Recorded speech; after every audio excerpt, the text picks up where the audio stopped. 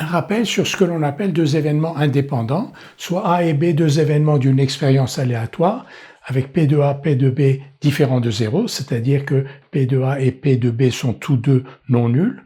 Dire que A et B sont deux événements indépendants signifie que P de A sachant B est égal à P de A et que P de B sachant A est égal à P de B.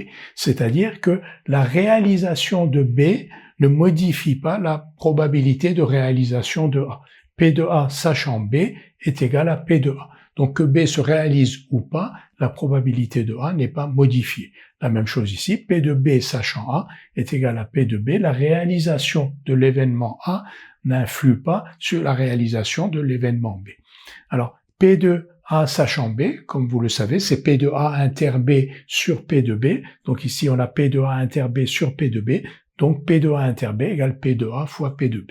Et ici, P de B sachant A, c'est P de B inter A sur P de A. Et donc cette égalité équivaut à P de B inter A égale P de A fois P de B. Ce que l'on dit ici, A et B sont indépendants si et seulement si P de A inter B égale P de A fois P de B. Illustration, on lance deux fois une pièce, soit F1 l'événement obtenir face au premier lancé, P2 l'événement obtenir pile au deuxième lancé, P de F1 est égal à 1,5 et P de P2 égale 1,5 parce que c'est une pièce bien équilibrée à chaque fois qu'on la lance, donc la probabilité d'obtenir face est égale à 1,5 et la probabilité d'obtenir pile est égale à 1,5. F1 et P2 sont des événements indépendants.